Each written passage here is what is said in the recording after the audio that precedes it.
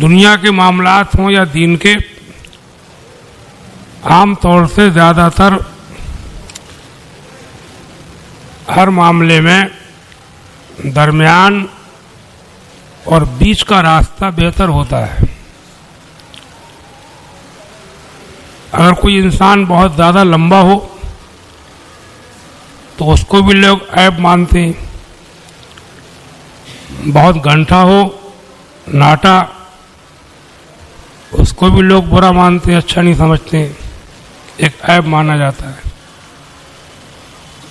کوئی آدمی بہت زیادہ موٹا ہو تو وہ بھی ایک کمی مانی جاتی ہے، اور بہت دبلا پتلا سوکھا ساکھا ہونا یہ بھی ایک عیب مانا جاتا ہے۔ ایسی ہر معاملے میں جہاں تک آپ غور کریں گے درمیان کا اور بیچ کا معاملہ بہتر مانا گیا۔ ایسی زندگی کے معاملے میں کھانے پینے، پہننے، اوڑھنے، گھر مکان بنانے، رہنے سہنے، خرچے کرنے، ان میں بھی اپنے اسلام کا نظریہ یہی ہے کہ بیچ کا راستہ اختیار کرو، نہ اپنے بچوں کو تنگ رکھو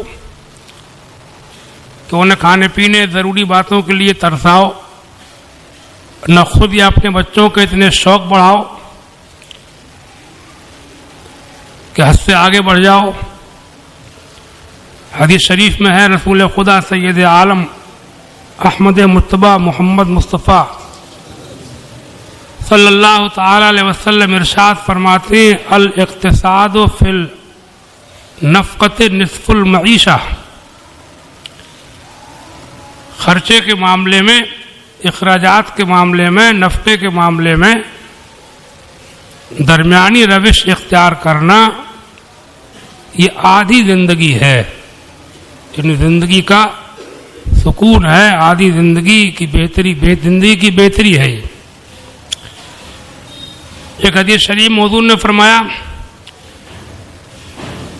افلح من رزق کفافا، افلح من اسلم و رزق کفافا وقنعہ اللہ بما آتاہ۔ کیا مطلب؟ حضور کا فرمان ہے، فرماتے افلح من اسلم، کامیاب ہوا وہ آدمی، کون؟ من اسلم، جو اسلام لایا، مسلمان بنا، ورزق کفافن، اور ضرورت کے لائق روزی روٹی دیا گیا۔ کفاف کہتے ہیں جس کی ضرورت ہو اتنی روزی روٹی کو کفاف کہتے ہیں۔ وقنعہ اللہ بما آتاہ، اور جو کچھ اللہ نے اس کو عطا فرمایا اسی کے اوپر اس نے قناعت کر لی، صبر کر لیا، بجائے زیادہ ہاتھ پاؤں مارنے کے، بجائے بہت زیادہ مالدار بننے کی فکر کے،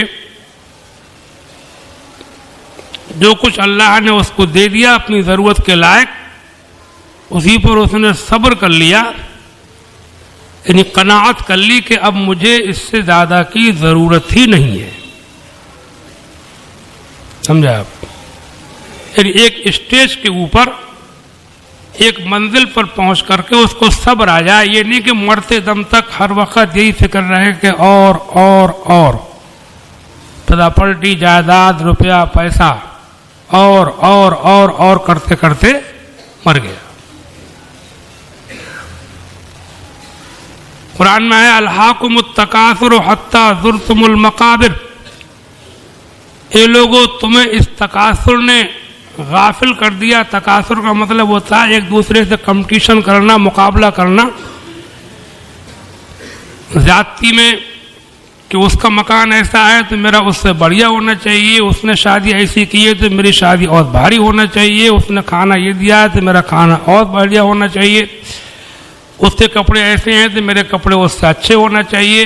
اس تکاثر کمپٹیشن زیادتی میں, دنیا کی زیادتی میں, ایک مومن کی شان یہ ہے کہ دنیا کے معاملے مقابلہ نہ کرے. کسی سے مقابلہ کرنا ہو تو دین کے معاملے میں آگے بڑھنے کی کوشش کرے. دنیا کیا, آج مرے کل دوسرا دن, ہم قبروں میں اور سب زمین کے اوپر رہ جاتا ہے. اس میں کیا مقابلہ کرنا. تو فرماتے ہیں اسلمہ افلاح من اسلمہ, کامیاب ہوا وہ شخص کہ جو مسلمان بنا. وہ روزے کا کفافن, اور اتنی روزی روٹی دی گئی کہ جتنی اس کو ضرورت تھی. اور جس کو وقنا اللہ بما آتا, اور جو اللہ نے اس کو اپنے کرم سے عطا فرما دیا اسی کے اوپر اس نے صبر کر لیا. ایسے شخص کو حضور فرماتے ہیں وہ کامیاب رہا. اچھا, میں نے دیکھا ہے کہ بہت زیادہ غریبی, تنگ دستی بھی آدمی کے لیے اچھی چیز نہیں ہوتی, پریشانیاں ہوتی. کوئی ضروری چیز سامنے اگر صاحب توکل نہ ہو, اللہ والے توکل متوکلین ہوتے تو ان کی شان تو الگ ہے. ان کو ضرورت ہی نہیں ہوتی تھی, وہ اپنی ضرورت ہی ختم کر لیتے تھے. اللہ کے اولیاء کرام وہ تو اللہ پر اتنا پکا ایمان رکھتے تھے, اتنا عقیدہ ان کا مضبوط ہوتا تھا, اتنا توکل انہیں حاصل ہوتا تھا کہ وہ یہ سمجھتے تھے کہ روزی روٹی کھانا ہم جو کھاتے ہیں اس کے ذریعے اللہ تعالیٰ ہمیں طاقت رکھتا ہے, لیکن اللہ چاہے تو بغیر کھلائے بھی طاقت دے سکتا ہے.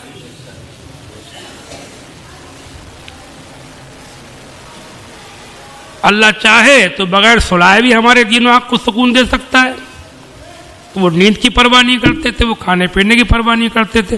وہ ایک الگ منزل ہے, بہت اونچا درجہ ہے. اللہ تعالیٰ ان کے اوپر رحمتیں فرمائے. اور ہمارے نبی کی امت میں ایسے متوکلین بے شمار اولیاء اللہ ہوئے ہیں. ہم دعا کرتے ہیں کہ اللہ تعالیٰ ان کے صدقہ و طفیل میں ہمارے گناہوں کو معاف فرمائے.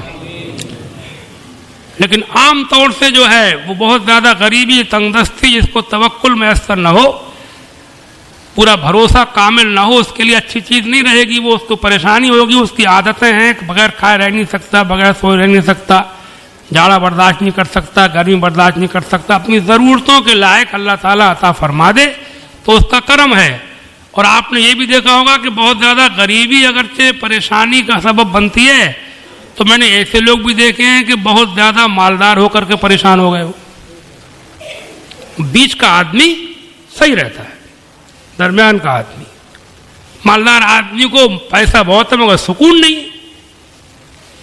اور دنیا کی سب سے بڑی دولت, دنیا میں ہم جو کچھ بھی کرتے ہیں یہ سکون کے لیے تو کرتے ہیں. پیسہ ہم اسی لیے تو کماتے ہیں کہ اس سے ہم کو آرام ملے گا. اب پیسہ بہت ہے مگر رات دن اسی کے چکر میں ہے, نہ چین سے سو پا رہا ہے, نہ چین سے کھا پا رہا ہے. کھاتے ٹائم بھی اسی کی فکر میں لگا ہوا ہے, کہاں کیا بیچنا, کہاں کیا خریدنا, کون فون آ گیا, کس سے کیا رابطہ کرنا, کس کا بھاؤ کیا چل رہا ہے. ہر وقت اسی جنگ میں ہے, تو وہ پیسے سے فائدہ کیا ہوا, وہ دنیا بھی بیکار ہوگی اس کی دنیا.